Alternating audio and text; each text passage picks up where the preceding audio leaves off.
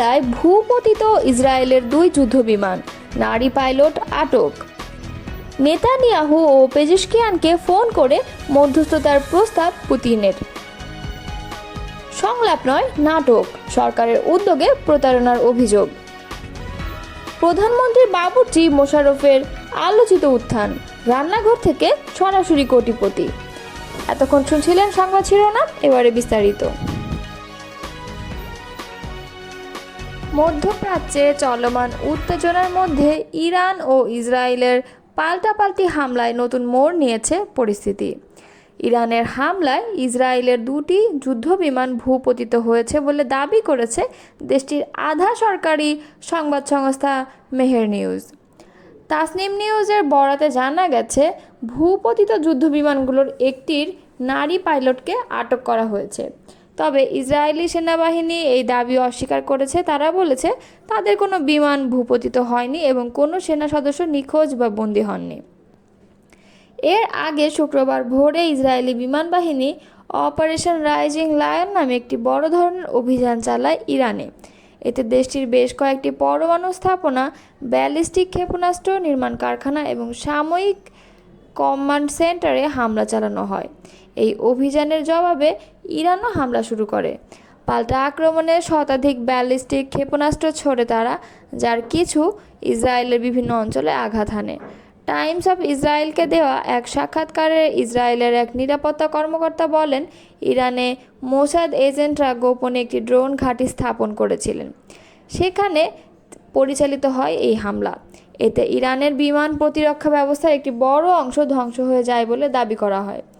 ইসরায়েলের হামলায় ইরানে এখন পর্যন্ত অন্তত 78 জন নিহত এবং 329 জন আহত হয়েছেন। দেশটির রেভলিউশনারি গার্ড পরিচালিত সংবাদ মাধ্যমগুলোর তথ্য অনুযায়ী বাস্তব হতাহতের সংখ্যা আরও বেশি হতে পারে। সৌদি আরব, তুরস্ক সহ বেশ কয়েকটি দেশ ইতোমধ্যে এ সংঘাত নিয়ে উদ্বেগ প্রকাশ করেছে।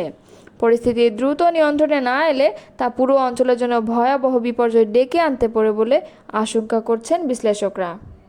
ইরানের প্রেসিডেন্ট মাসুদ পেজেশকিয়ান এবং ইসরায়েলের প্রধানমন্ত্রী বেঞ্জামিন নেতানিয়াহুর সঙ্গে টেলিফোনে কথা বলেছেন রাশিয়ার president Vladimir Putin. Iran Israel যুদ্ধ থামাতে মধ্যস্থতা করার প্রস্তাবও দিয়েছেন তিনি। শুক্রবার পেজেশকিয়ান ও নেতানিয়াহুকে পুতিন টেলিফোন করেছিলেন বলে এক বিবৃতিতে জানিয়েছে রাশিয়ার প্রেসিডেন্টের কার্যালয় ক্রেমলিন। বিবৃতিতে বলা হয়েছে, আজ শুক্রবার প্রেসিডেন্ট পুতিন ইরানের প্রেসিডেন্ট মাসুদ পেজেশকিয়ানকে টেলিফোন করেছিলেন। টেলিফোনে তিনি ইরানে ইসরায়েলের হামলায় নিহতদের পরিবারের স্বজনদের প্রতি আন্তরিক শোক জানিয়েছেন। ইরানের প্রেসিডেন্টকে তিনি বলেছেন, ইসরায়েলের এই হামলা জাতিসংঘের সনদ এবং আন্তর্জাতিক আইন বিরোধী। একই দিনে ইসরায়েলের প্রধানমন্ত্রী বেঞ্জামিন নেতানিয়াহুকেও টেলিফোন করেছেন প্রেসিডেন্ট পুতিন। মধ্যপ্রাচ্য অঞ্চলে উত্তেজনা আরও না বাড়াতে ইসরায়েলের প্রধানমন্ত্রীকে আহ্বান জানিয়েছেন তিনি। ইসরায়েল এবং ইরানের মধ্যে যে উত্তেজনা শুরু হয়েছে তা থামানোর জন্য মধ্যস্থতাকারী দেশ হিসেবে রাশিয়ার নাম প্রস্তাব করেছে প্রেসিডেন্ট পুতিন। তিনি বলেন, পরমাণু প্রকল্প ও অন্যান্য যেসব ইস্যু নিয়ে দুই দেশের মধ্যে দ্বন্দ্ব চলছে সেসব আলোচনা ও কূটনৈতিক পন্থা সমাধান করা সম্ভব। গত 13 জুন শুক্রবার ভোর 4টার দিকে ইরানের রাজধানী তেহরান সহ অন্তত 8টি শহরে বড় ধরনের বিমান হামলা করে ইসরায়েলের বিমান বাহিনী। এতে নিহত হয়েছেন অন্তত 78 জন এবং আহত হয়েছেন প্রায় 300 জন। এছাড়া ইরানের সেনাপ্রধান মোহাম্মদ বাঘেরি সহ সামরিক বাহিনীর বেশ কয়েকজন কর্মকর্তাও নিহত হয়েছেন। ইরানের পরমাণু প্রকল্প ও সামরিক বাহিনীর স্থাপনাগুলোকে লক্ষ্য করে এই হামলা চালানো হয়েছিল বলে বার্তা সংস্থা এপি জানিয়েছে। হামলায় ইরানের অন্তত 100টি স্থাপনার ক্ষয়ক্ষতি হয়েছে। ইরানের প্রতিরক্ষা বাহিনী এর সামরিক অভিযানের নাম দিয়েছে দ্য রাইজিং লায়ন। অতর্কিত হামলার পর শুক্রবার রাতে ইসরায়েলকে লক্ষ্য করে অপারেশন ট্রু প্রমিস 3 সেনা অভিযান শুরু করে ইরান। এতে 1 জন নিহত এবং 41 জন আহত হয়েছেন। আহতদের মধ্যে 2 জনের অবস্থা আশঙ্কাজনক। ইরানের পরমাণু স্থাপনা ধ্বংসের ব্যাপারে ইসরায়েল দৃঢ় প্রতিজ্ঞ উল্লেখ করে সিএনএনকে বলেন, আমাদের হিসেব বলছে আগামীকাল 4 থেকে 5 দিনের মধ্যে আমরা ইরানের পরমাণু প্রকল্প সম্পূর্ণ ধ্বংস করে ফেলতে পারব।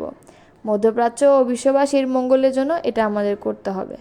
অন্তর্বর্তী সরকারের প্রধান উপদেষ্টা অধ্যাপক ডক্টর মোহাম্মদ ইউনূস ও বিএনপির ভারপ্রাপ্ত চেয়ারম্যান তারেক রহমানের বৈঠককে গণ আকাঙ্ক্ষার পরিপন্থী বলে মন্তব্য করেছেন জাতীয় নাগরিক পার্টির মুখ্য সমন্বয়ক নাসির উদ্দিন পাটোয়ারী।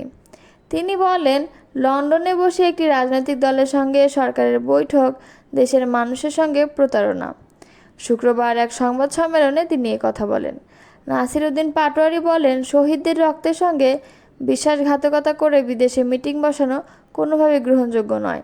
দেশের ভবিষ্যৎ নির্ধারণ হবে দেশের জনগণের মধ্যে দিয়ে, বিদেশি আলোচনায় নয়। তিনি বলেন, 1990 সালের গণঅভ্যুত্থানের পর যে সামাজিক চুক্তির আশা ছিল তা বাস্তবায়িত হয়নি। ফলে দেশের ভবিষ্যৎ নিয়ে আজ যে অনিশ্চয়তা, তা থেকে উত্তরণের নতুন জাতীয় সমঝোতা প্রয়োজন।